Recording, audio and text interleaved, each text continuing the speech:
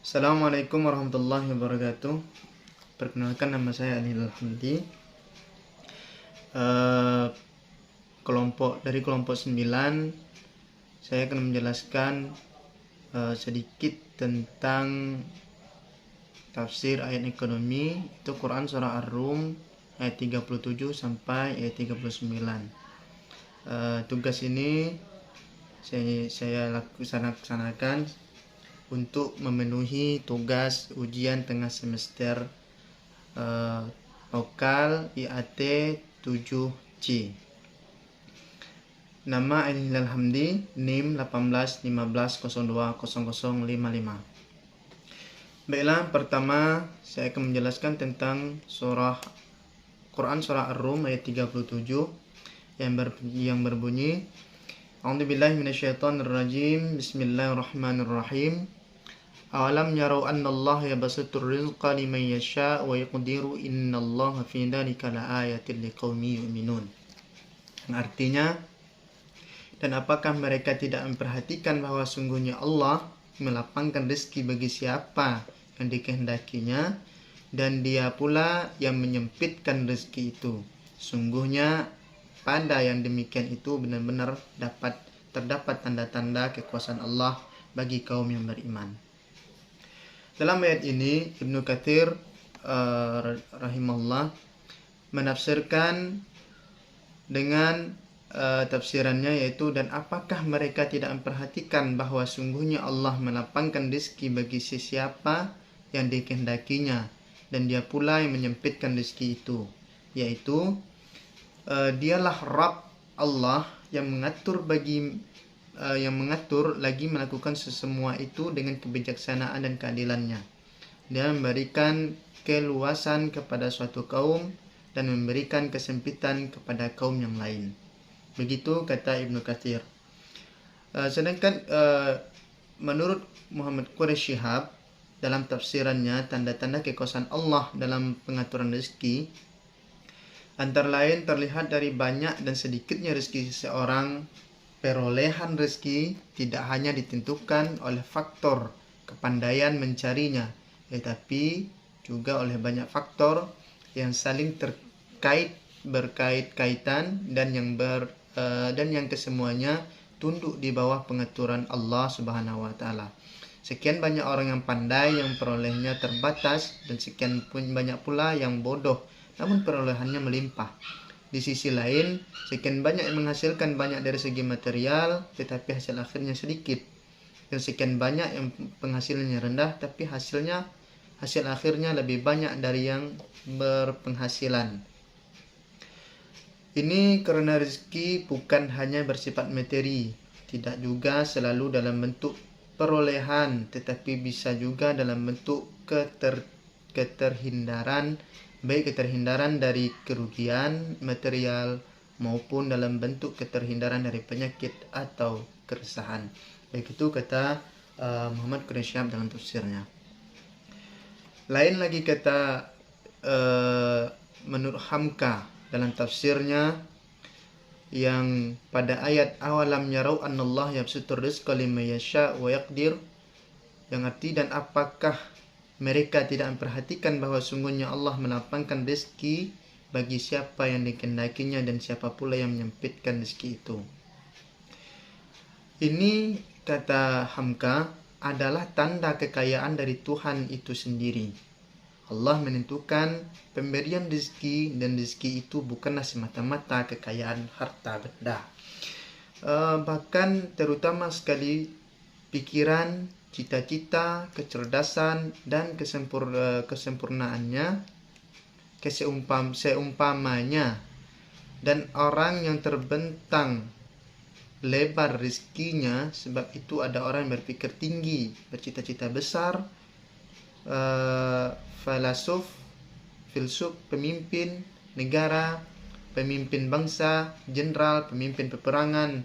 Sebaliknya, ada orang yang bodoh, yang cita-citanya, hidupnya hanya sekedar mencari makan, prajurit yang dikerahkan dan mati di medan perang sebagai prajurit yang tidak dikenal. Ada orang yang bernasib baik jadi sultan, jadi presiden, dan jadi menteri. Ada pula yang hanya jadi sopir presiden. jadi tukang membersihkan kamar atau tukang rumput. Ada orang yang mendapat rezeki kekayaan berlimpah, tetapi ada yang hanya diagakkan saja. Sekedar dapat makan itu pun susah mencarinya. Itu kata Hamka. Pada ayat selanjutnya, inna fi dzalika laayatil liqaumi yu'minun, yang artinya sungguhnya pada yang demikian itu benar-benar terdapat tanda-tanda kekuasaan Allah bagi kaum yang beriman. Di sini Hamka menafsirkan dengan tafsirannya yaitu pintar dan bodoh, jenderal dan prajurit, filsuf dan si goblok, kaya raya dan miskin papa.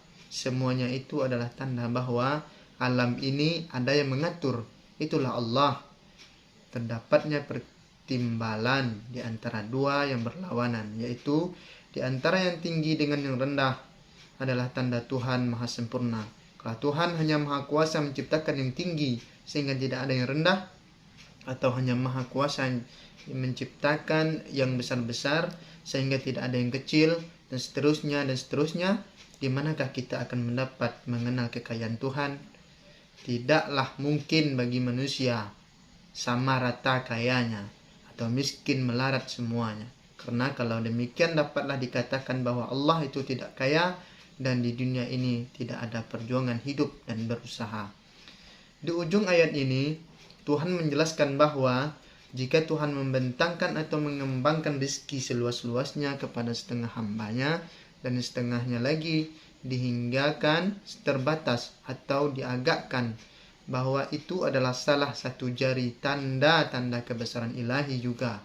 Kalau tidak ada begitu, maka tidaklah ada lagi di dunia ini persoalan yang dinamakan peri kemanusiaan. Itu kata Hamka dalam tafsirnya. Sedangkan menurut tafsir Jalalain yang menafsirkan ayat ini dengan tafsirannya yaitu, dan apakah mereka tidak memperhatikan atau tidak mengetahui bahwa sungguhnya Allah melapangkan rezeki, meluaskannya bagi siapa yang dikehendakinya sebagai ujian, dan dia pula yang membatasi, yang menyempitkan kepada siapa yang dikehendakinya sebagai cobaan buatnya. Sungguhnya pada demikian itu benar-benar terdapat tanda-tanda kekuasaan Allah Subhanahu wa taala bagi orang-orang yang percaya pada tanda-tanda kekuasaan Allah itu. Baiklah, itulah tadi tafsir Quran Surah Ar-Rum ayat 37 yang pertama. Selanjutnya saya menjelaskan tentang Surah Ar-Rum ayat ke-38-nya yang berbunyi, A'udzubillahi minasyaitonirrajim. Bismillahirrahmanirrahim. Fa'ati dal furqan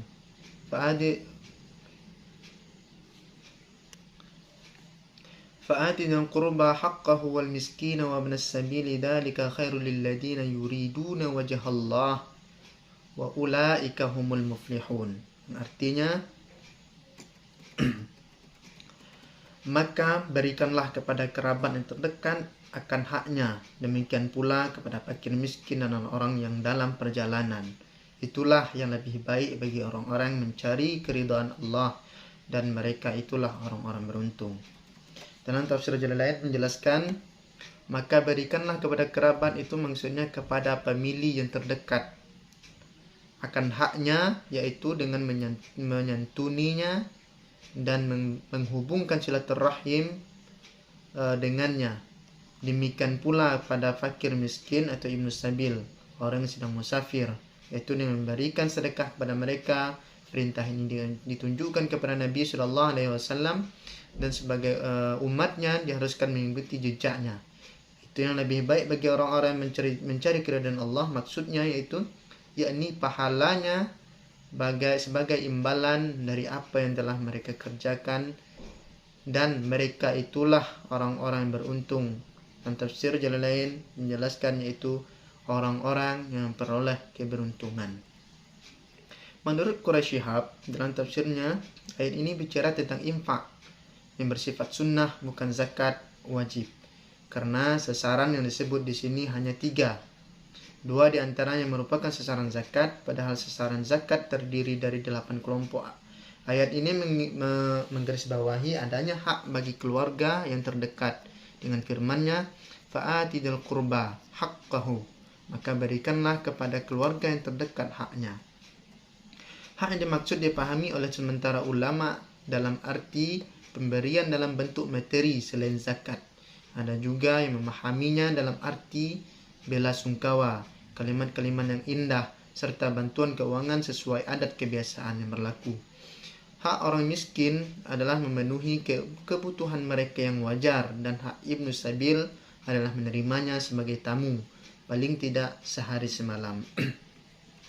Kata khair dipahami dalam arti lebih baik, yakni daripada apa yang selama ini dilakukan oleh masyarakat jahiliyah, atau dalam arti baik, yakni sesuatu yang mendapat ganjaran Allah Subhanahu wa Ta'ala. Menurut Hamka dalam tafsirnya menjelaskan pada ayat fa'ati dzal qurba haqqahu wal miskin wa ibnas sabil, yaitu disebut terlebih dahulu atau diprioritaskan kaum kerabat, keluarga yang terdekat. Hendaklah mereka terlebih dahulu ditolong sebelum menolong orang lain. Tolonglah yang terdekat. Imam Abu Hanifah mendasarkan pangkal ayat fa'ati yang berarti berikanlah, berpendapat bahwa mendahulukan keluarga terdekat itu adalah wajib, dan tolong pula lah orang miskin yang meskipun telah payah berusaha hanya dapat sekedar akan dimakan. Sudah itu tolong pula lah Ibnu Sabil. Ibnu Sabil menurut arti harfiah adalah anak jalan. Kebanyakan ahli tafsir mentafsirkannya dengan orang yang dalam perjalanan atau musafir, keputusan belanja. Mereka berhak diberi pertolongan. Tapi arti ini dapat diperluas lagi, yaitu seumpama orang merantau dari negerinya pergi menuntut ilmu ke negeri lain, patutlah dia diberi bantuan. Atau orang-orang yang karena pukulan nasib sengsara, jatuh miskin, sampai tanah pusakanya tidak ada lagi, lalu lari ke kota-kota mencari penghidupan, sampai di kota terlantar yang biasa disebut gelandangan. Mungkin golongan ini dimasukkan juga kepada lingkungan Ibnu Sabil, karena betul-betul mereka telah menjadi anak jalan raya, membuat pondok dari kertas atau potongan kaleng di tepi-tepi jalan, di bawah jembatan dan sebagainya. Itu kata Buya Hamka dalam tafsirnya. Selanjutnya itu ayat terakhir Quran surah Ar-Rum ayat 39 yang berbunyi, A'udzubillahi minasyaitonirrajim, wa ma ataitum mir riba liyarbuwa fi amwalin nasi fala yarbu indallahi wa ma ataitum min zakatin turiduna wajhallah faulaika humul mudha'ifun. Sadaqallahul azim. Yang artinya, dan sesuatu riba atau tambahan yang kamu berikan agar dia bertambah pada harta manusia, maka riba itu tidak menambah pada sisi Allah.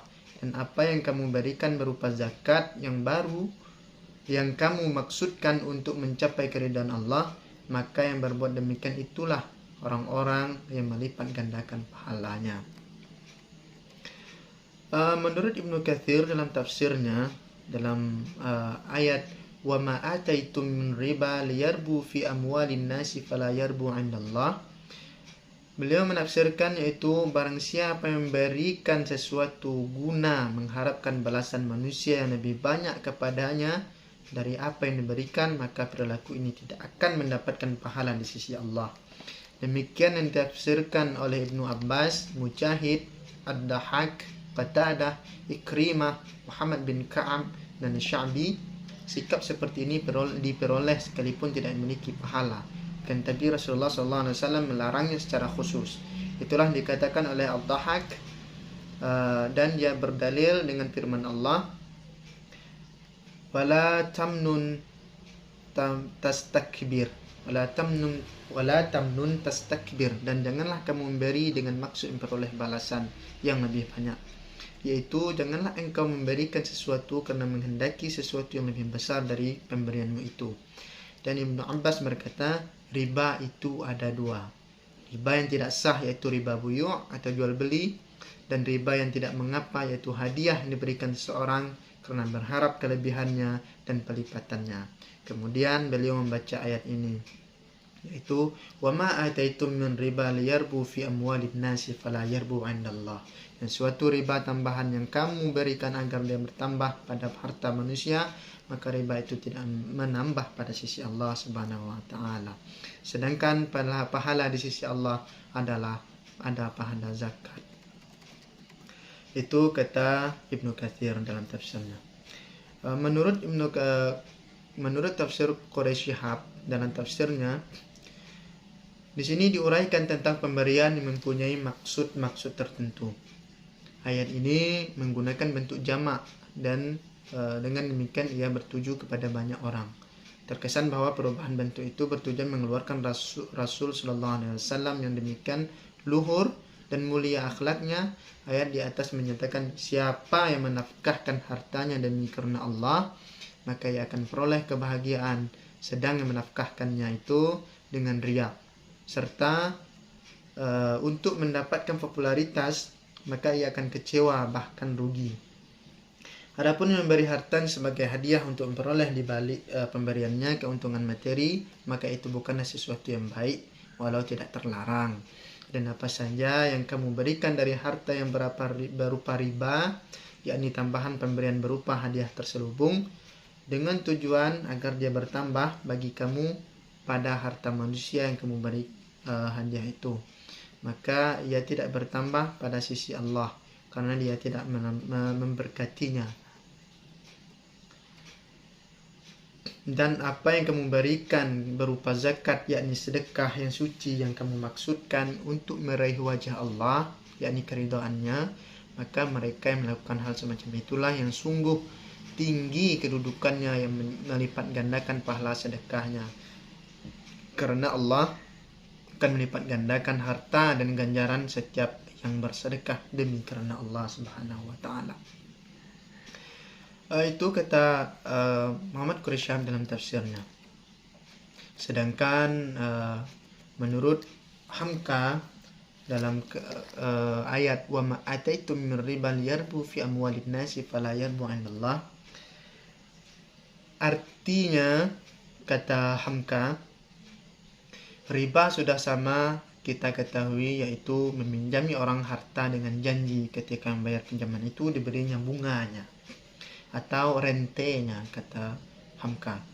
Riba yang demikian sudah nyata terlarang, tetapi ada lagi semacam riba tidak begini tidak terlarang karena tidak dijadikan syarat, yaitu kita memberikan pertolongan baik tenaga atau benda kepada orang lain, tetapi ada harapan tersembunyi, moga-moga kelak dia balasinya pula sebagai balas jasa dengan balasan yang lebih besar. Maka bertalian dengan ayat 38 sebelumnya, diperingatkanlah kepada seorang yang hendak menolong orang lain, moga-moga kelak dia membalas jasa, membalas terima kasih dengan melipat gandakan, tidaklah baik. Maka arti ayat ini ialah jika kamu menolong orang lain dengan harapan moga-moga suatu waktu orang itu tidak lupa akan jasamu, moga-moga dia membalas, maka cara yang demikian itu kuranglah baik, kata Hamka. Karena tidak selalu orang itu akan terkenang membalas jasa atau akan sanggup membalas jasa. Misalnya menolong seorang miskin. Apa balasan diharapkan dari orang miskin? Apakah diharapkan bahwa dia suka datang ke rumah untuk membersihkan perkan rumah kita? Alangkah rendahnya dasar cita ketika kita memberi kalau demikian halnya. Sebab itu dalam ayat ditegaskan, kalau orang memberi pertolongan mengharapkan balas jasa dari orang itu, maka di sisi Allah pertolongannya itu tidak akan diberi penghargaan. Wa ma ataitum min zakatin turiduna wajhallahi faulaika humul mudha'ifun. Dan apa yang kamu berikan berupa zakat yang kamu maksudkan untuk mencapai keridhaan Allah, maka yang berbuat demikian itulah orang-orang yang melipat gandakan pahalanya. Kata Hamka, tapi jika kamu berbuat sebaliknya, sebagaimana yang disebutkan dari dalam ayat selanjutnya tadi, itu kamu mengeluarkan hartamu berupa zakat, baik zakat wajib atau zakat tatawwu', timbul dari keikhlasan hati, karena zakat itu sendiri artinya ialah bersih, timbul dari hati yang bersih, membersihkan jiwa dari mengharapkan manusia, membersihkan harta dari hak yang wajib diterima oleh fakir miskin. Maka kalau harta itu dikeluarkan bersifat zakat, bukan mengharapkan balasan manusia, melainkan mengharapkan ridha Allah, dijelaskan di ujung ayat bahwa orang yang berbuat demikian itu telah melipat gandakan hartanya itu. Dia telah kaya, rezeki yang diberikan Allah itu telah diperbuatnya menilai tinggi sekali. Karena harta benda yang dipergunakan untuk meratakan jalan Tuhan adalah harta yang bernilai sangat tinggi, dan pahala di sisi Tuhan pun akan diterimanya pula berlipat ganda. Begitulah kiranya dalam tafsir Hamka. Terus apa kaitannya dengan ekonomi? Itu dengan pembahasan sosial, politik, dan ekonomi. Pertama, sebelum perbaikan ekonomi melalui zakat dan pelarangan riba dapat dioptimalkan pendidikan akidah kaum muslimin. Perlu diperkuat agar riba dapat dijauhi dan sistem sosial Islam sebagai zakat dan infak dapat ditingkatkan dan manfaatnya dapat direalisasikan. Insyaallah penerapan syariat Islam di bidang ekonomi akan membawa kemaslahatan bagi umat manusia. Yang kedua, setiap perintah dan larangan dalam agama Islam pastilah memiliki hikmah di dalamnya. Ibarat seperti sebuah buku manual dari produk atau barang, Al-Quran adalah buku manual yang memang dikhususkan untuk manusia yang dicontohkan oleh Rasulullah. Terkadang kita tidak memahami dalam perintah dan larangan tersebut, tetapi tetap harus kita lakukan. Contohnya adalah anjuran membayar zakat dan tidak boleh mengambil riba. Ketiga, pelarangan riba dalam Al-Quran memiliki relevansi dengan pergerakan sektor real dalam ekonomi. Sebab ekonomi yang berbasis pada riba dengan sendirinya akan mengabaikan underlying transaction yang merupakan basis dari sektor real. Akibat para pemilik modal atau kapitalis dipastikan beruntung, sedangkan para pengelola uang atau pengusaha masih belum ada kejelasan. Sehingga posisinya menjadi berimbang, tidak adanya keadilan. Sistem ekonomi ribawi tersebut dapat menyebabkan terjadinya kesenjangan pertumbuhan ekonomi masyarakat dunia makin terjadi secara konstan dalam konteks ini. Al-Quran menjelaskan riba dalam konteks ekonomi, yaitu melihat dampak riba terhadap ekonomi masyarakat serta agregat. Yang keempat, dalam kacamata ekonomi secara sederhana ada dua golongan, yakni golongan kaya dan miskin. Golongan kaya diasumsikan sebagai golongan pemilik modal dan mandiri dan produsen, sementara kaum miskin kurang harta dan belum mampu memproduksi secara mandiri. Melalui mekanisme riba, orang kaya akan memberikan sebagian hartanya kepada kaum miskin agar dikembalikan di masa mendatang dengan adanya tambahan berupa bunga. Pada saat transaksi utang piutang berawal, jarak antara kaya dan miskin berkurang sedikit. Tetapi pada saat pelunasan, orang kaya makin kaya karena tambahan bunga di samping pokok utang dengan mengambil harta dari si miskin yang semakin miskin. Hal ini menunjukkan bahwa transaksi ribawi justru memperlebar kesenjangan antara orang kaya dan orang miskin. Yang kelima, yang terakhir, zakat yang nampaknya mengurangi harta orang kaya sebenarnya akan dapat memperkuatkan daya beli orang miskin. Orang miskin akan membeli dari produsen yang merupakan golongan kaya, sehingga akan menggeser kurva permintaan buat barang. Output meningkat disertai peningkatan harga. Peningkatan harga karena naiknya permintaan akan ditanggapi produsen untuk memproduksi lebih tinggi untuk meningkatkan pendapatannya. Sekian penjelasan tentang tafsir ayat ekonomi, yaitu Quran surah Ar-Rum ayat 37 sampai 39 dari saya. Dapat kita simpulkan dari penjelasan di atas, yaitu bahwa Allah menentukan pemberian rezeki, dan di antara tanda-tanda kebesaran Allah dalam penentuan rezeki antara lain terlibat terlihat dari banyak dan sedikitnya rezeki seseorang. Perolehan rezeki tidak hanya ditentukan oleh faktor kepandaian mencarinya, tetapi juga oleh banyak faktor yang saling berkait dan yang semuanya tunduk di bawah pengaturan Allah. Sebagaimana dikatakan oleh Quraisy tadi, semuanya rezeki itu tidak hanya berupa harta benda saja, maupun juga bisa berbentuk kesehatan, kepintaran, kecerdasan, dan lain-lainnya. Pemberian dalam bentuk materi selain zakat yang infak diberikan kepada kaum kerabat terdekat serta pada pikiran fakir miskin dan orang yang sedang dalam perjalanan. Pelarangan riba dalam Al-Quran memiliki relevansi dengan pergerakan sektor real dalam ekonomi. Sekian penjelasan dari saya.